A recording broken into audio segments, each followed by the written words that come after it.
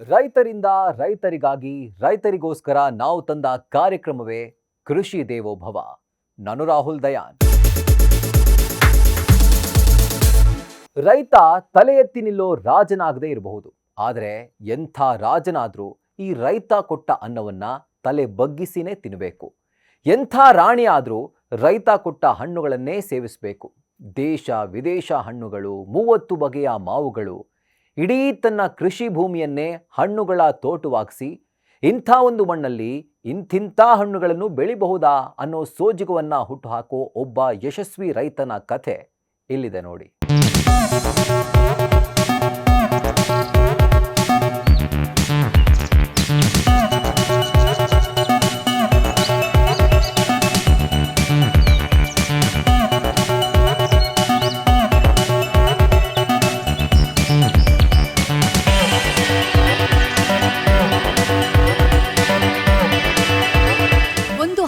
ಹಸಿರ ಮಾವಿನ ತೋಟ, ಸುತ್ತಲೂ ಹಸಿರನ್ನೇ ಹೊದ್ದುಕೊಂಡ ಬೆಟ್ಟ, 16 ಬಗೆಯ ಮಾವಿಗೆ ಸಿಹಿ ತುಂಬಿ ಜನ್ಮ ಸಿಗೋ ಸ್ಥಳ ಇದು. ಇದೇ ತೋಟದಲ್ಲಿ ಪಾರ್ವತಿ ಪರಮೇಶ್ವರರಂತೆ ನಡೆದಾಡೋ ರೈತ ದಂಪತಿ ಈ ಕೃಷಿ ಮಾವಿನ ತೋರಣದಲ್ಲಿ ಹೂಮಾಲೆಯಂತೆ ಕಾಣಿಸಿಕೊಂಡಿದ್ದಾರೆ. ಇವರೇ ಈ ಮಿಶ್ರ ಫಲ ತುಂಬಿರುವಂಥ ಮಾವಿನ ತೋಟಕ್ಕೆ ಜೀವವಿತ್ತ ವ್ಯವಸಾಯ ಜೀವಿಗಳು.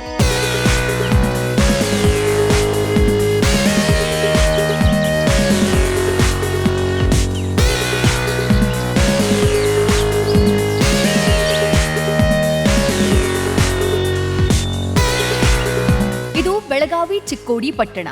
ಇದೇ ಪಟ್ಟಣದ ಕೃಷಿ ಪ್ರೇಮಿ ಶಿವಮೂರ್ತಿ ಪಡಲಾಳೆ. ಇವರ ಇಡೀ ಕುಟುಂಬವೇ ಕೃಷಿಕ ಕುಟುಂಬ. 2021ರಲ್ಲಿ ಇಲ್ಲಿ ಕಣ್ಣಿಗೆ ಕಾಣಿಸ್ತಾ ಇರೋ ಜಮೀನನ್ನ ಖರೀದಿ ಮಾಡಿದ್ರು ಶಿವಮೂರ್ತಿಯವರು. ಈ ಭೂಮಿಯಲ್ಲಿ ಏನನ್ನ ಬೆಳಿಬೇಕು ಅನ್ನೋ ಕ್ಲಾರಿಟಿ ಇರಲಿಲ್ಲ. ಬಟ್ ನಿಸರ್ಗದ ಮೇಲೆ ಅವರಿಗಿದ್ದಂತ ಮೋಹ ಸಣ್ಣದಂತೂ ಅಲ್ಲ. ಹೀಗೊಮ್ಮೆ ಅವರಿಗೆ ಮಾವಿನ ಕೇಸರಿ ಎನ್ನುವಂಥ ಬ್ರೀಡ್ ಅಚ್ಚರಿಯ ರುಚಿಯನ್ನ ಕೊಟ್ಟಿತ್ತಂತೆ. ಅರೆ, ಈ ಹಣ್ಣು ಎಷ್ಟು ರುಚಿಯಾಗಿದೆ, ಈ ಭೂಮಿಯಲ್ಲಿ ಇದೇ ಮಾವು ಬೆಳೆದ್ರೆ ಹೇಗೆ ಅಂತ ನಿರ್ಧಾರ ಮಾಡ್ತಾರೆ. ಆದ್ರೆ ಇಂಥ ಬರಡು ನೆಲದಲ್ಲಿ ಅದು ಸಾಧ್ಯನಾ?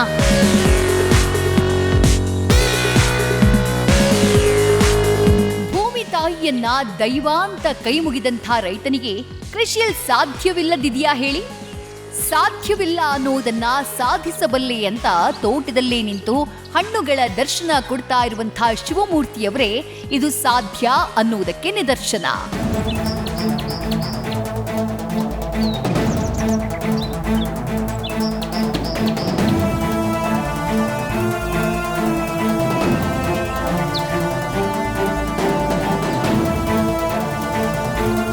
ಮಾವಿನಲ್ಲಿ ಅಬ್ಬಬ್ಬ ಅಂದ್ರೆ 10-20 ವೆರೈಟಿ ತಿಂದಿದ್ರೆ ಹೆಚ್ಚು ಅನ್ನುವಂತಹ ಸ್ಥಿತಿಯಲ್ಲಿ ರೈತ ಶಿವಮೂರ್ತಿಯವರು ಬರೋಬ್ಬರಿ 30 ವೆರೈಟಿ ಮಾವನ್ನ ಬೆಳೆಸಿದ್ದಾರೆ. ಇವರಿಗಿರುವಂತಹ 32 ಎಕರೆ ಜಮೀನಿನಲ್ಲಿ ಅವರು ಮಾವಿಗೆ ಕೊಟ್ಟ ಸ್ಥಾನ ಚಿಕ್ಕದಲ್ಲ. ಈ ಹಸಿರ ತೋಟದುತ್ಸವದಲ್ಲಿ ಬರೀ ಮಾವಲ್ಲ, ಬೆಳೆಯೋಕೆ ಸಾಧ್ಯವೇ ಇಲ್ಲ ಅನ್ನೋ ಹಣ್ಣುಗಳೆಲ್ಲ ಇವರ ತೋಟದಲ್ಲಿ ಜೊಂಪಿ ಜೊಂಪಿಯಾಗಿ ತೂಗ್ತಾ ಇವೆ. ಇಲ್ಲಿ ನಾವು ಬೆಳೆದಿದ್ದ ಹಣ್ಣು ಮ್ಯಾಂಗೋ ತೊಗೊಂಡು, ಮೇನ್ ಕ್ರಾಪ್ ಇದು, ವರ್ಷಕ್ಕೆ ಒಂದು ಸಲ ಬರ್ತದೆ, ಎಲ್ಲ ಸಾವಯವದಲ್ಲಿ. ಆಮೇಲೆ ನನ್ನ ಕಡೆ ಮಿಯಾಜಾಕಿ ಅದ, ಮ್ಯಾಂಗೋದಲ್ಲಿ ಒಂದು 30 ವೆರೈಟಿ ಅದ ನನ್ನ ಕಡೆ.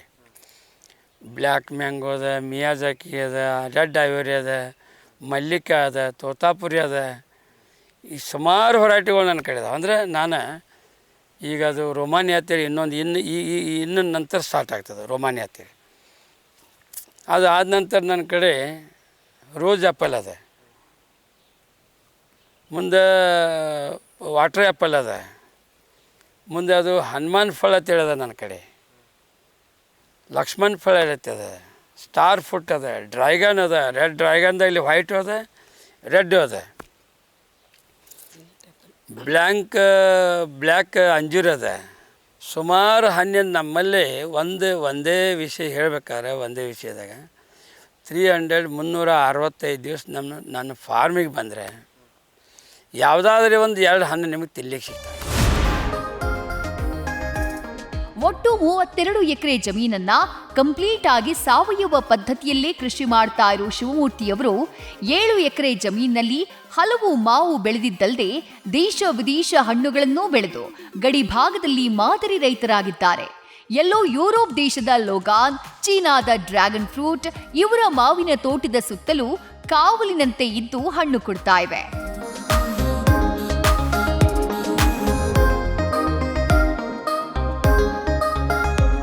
ನಿಜಕ್ಕೂ ರೈತ ಶಿವಮೂರ್ತಿಯವರ ಈ ಸಾಹಸ ಮೆಚ್ಚಲೇಬೇಕು. ಯಾಕಂದ್ರೆ ಇದು ಮೊದಲೇ ಬರಡು ಭೂಮಿ. ಸುಮಾರು 30 ಬೋರ್ವೆಲ್ ಹಾಕ್ಸಿದ್ರೂ ಫೇಲ್ ಆಗಿದ್ವು. ಬಾವಿಗಿಳಿದ್ರೂ ನೀರಿಲ್ಲದ ಸ್ಥಿತಿ ಅವುಗಳದ್ದು. ಆದ್ರೂ ಇವರ ತೋಟಕ್ಕೆ ನೀರು ತರುವುದು ಕಷ್ಟ ಸಾಧ್ಯ. ನೀರು ತಗ್ಗು ಪ್ರದೇಶದಲ್ಲಿದ್ರೆ ತೋಟ ಎತ್ತರದಲ್ಲಿದೆ. ಆದ್ರೂ ಇವರು ತೋಟಕ್ಕೆ ನೀರಿನ ವ್ಯವಸ್ಥೆಯನ್ನ ಮಾಡಿದ್ದು ಹೇಗೆ? ಅವರ ಬಾಯಲ್ಲೇ ಕೇಳಿ. ಆಮೇಲೆ ಮುಂದೆ ನನಗೇನಾಯಿತು, ನೀರು ಸಮಸ್ಯೆ ಏನಾಗಿ ಬರುತ್ತೆ. ಇಲ್ಲಿಂದ ಒಂದು ಹಂಚನಾಳ ಅಂತೇಳಿ ಒಂದು ಊರದ, ಇಲ್ಲಿಂದ ಒಂದು 12 ಕಿಲೋಮೀಟ್ರ್. ಅವಾಗ ಏನಾಯಿತು, ಅಲ್ಲಿ ಒಂದು 2 ವರ್ಷ ಸರ್ವೆ ಮಾಡಿದೆ. ಆ ಸರ್ವೆ ಮಾಡಿದ ಪ್ರಕಾರ ನನಗಲ್ಲಿ ನೀರು 2 ವರ್ಷ ತನಕ ನೋಡ್ತಿದ್ದೆ. ಯಾವತ್ತೂ 12 ತಿಂಗಳು ನೀರು ಸಿಗ್ತಾಯಿತ್ತು. ಅವಾಗ ನಾ ಏನು ಮಾಡಿದೆ, ಇಲ್ಲಿಂದ ಇಷ್ಟು ಗುದ್ದಾಡಪಾಲ್ದ ಒಂದು 12 ಕಿಲೋಮೀಟ್ರ್ ಪೈಪ್ಲೈನ್ ಮಾಡೋತ್ತೆ. 12 ಕಿಲೋಮೀಟ್ರ್ ಪೈಪ್ಲೈನ್ ಮಾಡಿದೆ. ಟೋಟಲ್ ಘಟ್ಟಪರ್ವ ರಿವರ್ದಿಂದ 3 ಲಿಫ್ಟ್ ಆಗಿದಾವೆ ನನ್ನ ಕಡೆ. 24 ಕಿಲೋಮೀಟ್ರ್ ಪೈಪ್ಲೈನ್ ಆಗಿದೆ. ಹೊಳೆ ದಂಡಿಗೆ ಅಲ್ಲೊಂದು ಬಾವಿ ಅದ. ಅಲ್ಲಿಂದ ಸೋಲಾರನ್ನು ಈ ವಿದ್ಯುತ್ ಸಮಸ್ಯೆ ಇದ್ದದಕ್ಕಾಗಿ ನಾವು ಅಲ್ಲೊಂದು 60-80 HP ಸೋಲಾರ್ ಮಾಡಿದ್ದಾನೆ. ಅಲ್ಲಿ ನೀರು ನನಗೆ ಅಲ್ಲಿ ಸಮಸ್ಯೆ ಇದ್ದಕ್ಕಾಗಿ ನೀರಿದ್ದು ಅದರ ಸಪ್ಲೈ ಇಲ್ಲ. ಅದಕ್ಕೆ ಅಲ್ಲಿ ಸಪ್ಲೈ ಇದ್ದ ಪ್ರಾಬ್ಲಮ್ ಆಗ ನನಗಿದು ನಮ್ಮ ಸೋಲಾರ್ ಮಾಡಿಕೊಂಡೆ.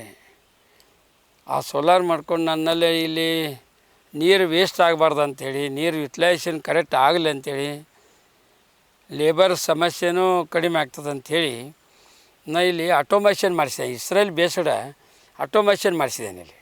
ಆ ಆಟೋಮೇಷನ್ ಹೆಂಗದ ಅಂದ್ರೆ, ಅದು ನೀವು ನಂದು ಕೆರೆ ಏನದಲ್ಲ ಭಾಳ ಹೈಟ್ ಮೇಲೆ ಅದ. ನೆಲದಿಂದ ನನ್ನ ಜಮೀನಿಂದ 34 ಫುಟ್ ನ್ಯಾಚುರಲ್ ಹೈಟ್ ಅದ. ಅದು ಅಲ್ಲಿ ಕೆರೆ ತುಂಬಿಟ್ರೆ ನನಗೆ ಸಿಸ್ಟಮ್ ಥ್ರೂ ಏನಾರು ನೀರು ಬೇಕಾಗಿತ್ತು, ಗೊಬ್ಬರ ಕೊಡಬೇಕಾಗಿತ್ತು, ಸಿಸ್ಟಮ್ ಥ್ರೂ ಕೊಡ್ತೇನೆ. ಕರೆಂಟ್ ಡೇದಾಗ 3 ತಾಸು ಇರ್ತವೆ. 3 ತಾಸು ಹೋದ ಬಳಿಕ ನನ್ನ ಗ್ರಾವಿಟಿ ಮೇಲೆ, ಅಂದರೆ ಅಲ್ಲಿ ಲ್ಯಾಂಡ್ ನನ್ನ ಟ್ಯಾಂಕ್ ಹೈಟ್ ಇರೋದ್ರಿಂದ, ಜಮೀನು ತೆಳಗೆ ಇರೋದ್ರಿಂದ ಅಲ್ಲಿ ಒಂದು 2 ವಾಲ್ವ್ ಇಟ್ಕೊಂಡೆ ನಾನು. ಆ ವಾಲ್ವ್ ಇಟ್ಕೊಂಡ್ರೆ ನಾ ಅದು ವಾಲ್ವ್ದಿಂದನೇ ನನಗೆ ಓಪನ್ ಮಾಡಿ ಇಟ್ಕೊಂಡ್ರೆ ಡೇದಾಗ 12 ತಾಸು ನನಗೆ ಡೇದಾಗೂ ವರ್ಕ್ ಮಾಡ್ಕೋಬೋದು. ನೀರು ಹಾಸ್ಲಿಕ್ಕೆ ಈ ಕೆರೆ ಡ್ರಿಪ್ಪಿಗೆ ಕೊಡ್ಬೇಕಂದ್ರೂ ಸಾಕಷ್ಟು ಪ್ರೆಷರ್ ಸಿಗ್ತದೆ. ಹಿಂಗೆ ಈ ಥರ ನಂಗೆ ಮಾಡೋದ್ರಿಂದ ನನಗೊಂದು ಸ್ವಲ್ಪ ಲೇಬರ್ ಸ್ವಲ್ಪ ಸಮಸ್ಯೆ ಕಡಿಮೆ ಅದ. ಇಂಥ ಕೃಷಿಗೆ ಯೋಗ್ಯವಲ್ಲದ ನೆಲದಲ್ಲೂ ಸಿಹಿಯಾದ ಹಣ್ಣುಗಳನ್ನ ಬೆಳೆದು ಬಳ್ಳಿಗಳಲ್ಲೂ ಬೆಳೆಯುವ ಹಣ್ಣುಗಳಿಗೂ ಕೈ ಹಾಕಿದ ಈ ರೈತ ಕಲ್ಲಂಗಡಿ, ಮಸ್ಕ್ ಮೆಲನ್ ಬೆಳೆದು ಲಕ್ಷ ದುಡಿಯುತ್ತಿದ್ದಾರೆ. ಅಷ್ಟಕ್ಕೂ ಅವರಿಗೆ ಒಂದು ಬೆಳೆಗೆ ಸಿಗುವಂಥ ಲಾಭ ಎಷ್ಟು ಗೊತ್ತಾ? ಇದೆಲ್ಲ ವೇಸ್ಟ್ ಲ್ಯಾಂಡ್ ಇದು ನಾವು ಮಾಡಿದ್ದೆ. ವೇಸ್ಟ್ ಲ್ಯಾಂಡ್ನಲ್ಲಿ ನಾವು 7 ಎಕರೆ ಇದು ಮ್ಯಾಂಗೋ ಜಾಸ್ತಿ ಅದ. ಅದರಲ್ಲಿ ನಮ್ಮದು ಈಗಾಗಲೇ ಇಲ್ಲಿ 32 ಎಕರೆ ಲ್ಯಾಂಡ್ ಅದ. ಅದರಲ್ಲಿ 7 ಎಕರೆ ಮ್ಯಾಂಗೋ ಅದ, ಒಂದು 4 ಎಕರೆ ಬನಾನ ಅದ, ಬಾಳೆಹಣ್ಣು ಅದ. ಉಳಿದೇನದ ವಾಟರ್ ಮಿಲನ್. ಇಡೀ ವರ್ಷ ಪೂರ್ತಿ ಎಲ್ಲ ವಾಟರ್ ಮಿಲನ್ ಬೆಳಿತೇನೆ ನಾನು. ಅಂದ್ರೆ ಜೂನ್ ಜುಲೈ ಅಷ್ಟು ಬಿಟ್ಟರೆ ಇಡೀ ವರ್ಷ ಎಲ್ಲ ನಂಗೆ ವಾಟರ್ ಮಿಲನ್ ಬೆಳಿತೇನೆ. ರೇಟ್ ನನಗೆ ಹಾರ್ಡ್ಲಿ 55 ದಿವ್ಸನಾಗ ಅದು ಸುಮಾರು ಎಲ್ಲರ ಒಂದು 20 ಟನ್ ಬರ್ತದೆ. ಅದು ಸರ್ 10ರಿಂದ 12 ರೂಪಾಯಿ ಕಡಿಮೆ ಅಂದರೆ ಸಿಕ್ಕರನು. ನಾವು ವರ್ಷ ತನಕ ಏನು ಶ್ರಮ ಪಡ್ತೇವಲ್ಲ ಬೇರೆ ಕಬ್ಬಿನಲ್ಲಿ ಏನ್ರಿ ಬೇರೆ ಇನ್ನೊಂದು ಉಳಿದ ಬೆಳೆಗಳಲ್ಲಿ, ಅದನ್ನು ನೋಡಬೇಕಂದ್ರೆ ಇದು ಹಾರ್ಡ್ಲಿ 60 ಡೇಸ್. ನಮ್ಮದು ಹಣ್ಣು 60 ಡೇಸ್ ಕಟಾವು ಆಗ್ತದೆ.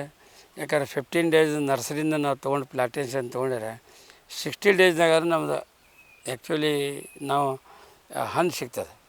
ಸುಮಾರು ಎಲ್ಲರ ಒಂದು 2.5 3 ಲಕ್ಷ ರೂಪಾಯಿ ಸಿಗ್ತದೆ. ನಮಗೆ ಖರ್ಚು ಒಂದು 50ರಿಂದ 60 ಸಾವಿರ ರೂಪಾಯಿ ಬರ್ತದೆ. ರೈತ ಇದ್ದ ಕಡೆ ಗೋವುಗಳಿರ್ಲೇಬೇಕಲ್ವಾ? ಸಾವಯವ ಕೃಷಿ ಅಂದ್ರೆ ಅಲ್ಲಿ ಖಂಡಿತ ಕೋಳಿ, ಕುರಿ, ಗೋವುಗಳ ಸಾಕಾಣಿಕೆ ಇದ್ದೇ ಇರುತ್ತೆ. ಹಾಗೆ ರೈತ ಶಿವಮೂರ್ತಿಯವರ ಬಳಿಯೂ 5 ಬಗೆಯ ಹಸುಗಳಿದ್ದಾವೆ. ಅವುಗಳಿಂದಾನೇ ಸಾವಯವ ಗೊಬ್ಬರ ಕೂಡಿಸಿಕೊಳ್ತಾರೆ. ಸಮಸ್ಯೆ ಇದ್ದದಕ್ಕಾಗಿ ನಾವು ಈಗಾಗಲೇ ಒಂದು ಏನು ಹಳೆ ಪದ್ಧತಿಯಿಂದ ನಮ್ಮ ಕಡೆ ಸುಮಾರು ಒಂದು ಐದು ಥರದ ಆಕಳುಗಳಿದಾವೆ ನಮ್ಮ ಕಡೆ. ಗೀರು, ಕಾಂಕ್ರೇಜು, ಖಿಲಾರಿ, ಇವೊಂದು 5-6 ಆಕಳದಾವೆ. ಅದು ವರ್ಷದಾಗ ಒಂದು ಯಾವ್ಯಾವ ಒಂದಿಷ್ಟು ನಮಗೆ ಹೋರಿ ಕೊಡ್ತಾವೆ. ಅದನ್ನ ಏನು ಮಾಡಿದಾನು, ನನಗೆ ನೋಡ್ಲಿಕ್ಕೆ ಆಗೋದಕ್ಕಾಗ ನನ್ನ ಸೈಡ್ ರೈತರಿಗೆ ಒಂದೊಂದು ಹಂಗೆ ನಾನು ಬೆಳಿಲಿಕ್ಕೆ ಕೊಡ್ತೇನೆ ಅವ್ರಿಗೆ. ನನಗೆ ವರ್ಷದಾಗ ಯಾವಾಗ ಎತ್ತುಗಳು ಹತ್ತಲ್ಲ, ಕಸ ಬಂದ್ರೆ ಇಮ್ಮಿಡಿಯೇಟಾಗಿ ಅದಕ್ಕೆ ಗುರ ಕುಟಿ ಮಾಡಲಿಕ್ಕೆ ಅವತ್ತನ್ನ ಉಪಯೋಗ ಮಾಡಿಸ್ತೇನೆ. ಸಣ್ಣ ಪವರ್ ಟಿಲ್ಲರ್ ಅದ, ಅದರಿಂದನೂ ನನಗೆ ಯೂಸ್ ಮಾಡ್ತೇನೆ. ಸಾಮಾನ್ಯವಾಗಿ ರೈತರಿಗೆ ಸಮಸ್ಯೆಗಳು ಒಂದಲ್ಲ ಎರಡಲ್ಲ.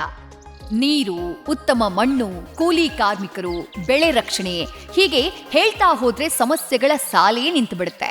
ಬಟ್ ಕೊನೆಯದಾಗಿ ಅವರ ಶ್ರಮಕ್ಕೆ ಪ್ರತಿಫಲ ಸಿಗೋದು ಮಾರ್ಕೆಟ್ನಲ್ಲಿ. ಅಲ್ಲೂ ರೈತರಿಗೆ ಸಮಸ್ಯೆ ತಪ್ಪಿದ್ದಲ್ಲ. ಆದ್ರೆ ಶಿವಮೂರ್ತಿ ಪಡಲಾಳಿಯವರ ಧೈರ್ಯ ಎಂಥದ್ದು ಗೊತ್ತಾ? ಅವ್ರ ಬಾಯಲ್ಲೇ ಕೇಳಿ. ಆ್ಯಕ್ಚುಲಿ ನೋಡ್ಬೇಕಂದ್ರೆ ಸ್ವಲ್ಪ ರೈತರಿಗೆ ಸ್ವಲ್ಪ ನಮ್ಮ ಅನ್ಯಾಯ ಆಗ್ತಾಯಿದೆ. ಯಾಕಂದ್ರೆ ನಮ್ಮದೊಂದು ಏನೋ ಧೋರಣೆ ಇಟ್ಕೊಂಡು ಬೆಳೆಸಿರ್ತೀವಿ, ಅದು ಮಾರ್ಕೆಟಿಗೆ ಹೋಗ್ಬೇಕಂದ್ರೆ ಅದು ನಾವು ಇಲ್ಲಿ ಒಂದು ನಮಗೆ ಬೆಳಿಬೇಕಾದ್ರೆ 6-7 ರೂಪಾಯಿ ಖರ್ಚು ಬರ್ತದೆ ಕೆಜಿಯಿಂದ. ಅದು ಒಮ್ಮೊಮ್ಮೆ 5 ರೂಪಾಯಿ 6 ರೂಪಾಯಿ ಬಂದುಬಿಡ್ತದೆ ರೇಟ್. ಮಾರ್ಕೆಟ್ ನಮ್ಮ ಕಡೆ ಇಲ್ಲ, ನಮ್ಮ ನಸೀಬ್ ಅದು. ಏನೋ ರೇಟ್ ಸಿಗ್ತದಂದ್ರೆ ನಾವು ಏನು ಇಲ್ದಿರೋ, ಲೇಬರ್ ಇಲ್ದಿರೋ, ನಾವು ಸ್ವತಃ ಒಬ್ಬ ಇದ್ದರೂ ನಾವು ಒಂದು 50 ಎಕರೆ ತೋಟ ಮಾಡ್ಬೋದಪ್ಪ ಅನ್ನೋದನ್ನು ಆ ಧೈರ್ಯದಿಂದ ನಾನು ಇವತ್ತು ಹೇಳ್ತೇನೆ. ನನಗೆ ಯಾವ ಲೇಬರ್ ಇಲ್ದಿರೋ ನಾ ಇಲ್ಲೊಂದು 100 ಎಕರೆ ಜಮೀನು ಒಬ್ಬ ಮೇಂಟೈನ್ ಮಾಡ್ಬೋದು ಅಂತ ಧೈರ್ಯದಿಂದ ಹೇಳ್ತೇನೆ. ಮಣ್ಣಲ್ಲಿರುವ ಶಕ್ತಿಯನ್ನ ಮೊಳಕೆಗೆ ತುಂಬಿ ಬೃಹತ್ ಮರಕ್ಕೆ ಜೀವ ಕೊಡುವಷ್ಟು ಶಕ್ತಿ ರೈತರಲ್ಲಿರುವಾಗ ಎಷ್ಟು ಧೈರ್ಯ ಇಲ್ಲದೆ ಇದ್ರೆ ಹೇಗೆ? ಇದು ಶಿವಮೂರ್ತಿಯವರು ರೈತರಲ್ಲಿ ಒಂದು ಉತ್ಸಾಹವನ್ನ ತುಂಬಿದ್ದಾರೆ. ಅಕ್ಕಪಕ್ಕದಲ್ಲಿನ ರೈತರಿಗೆ ಮಾದರಿಯಾಗಿದ್ದಾರೆ. ಇಂಥ ರೈತರು ಇರೋವರೆಗೂ ಭೂಮಿ ತಾಯಿ ಹೀಗೆ ಸದಾ ನಿತ್ಯ ಹರಿದ್ವರ್ಣವಾಗಿ ನಿತ್ಯೋತ್ಸವ ಆಚರಿಸಿಕೊಳ್ತಾನೇ ಇರ್ತಾಳೆ.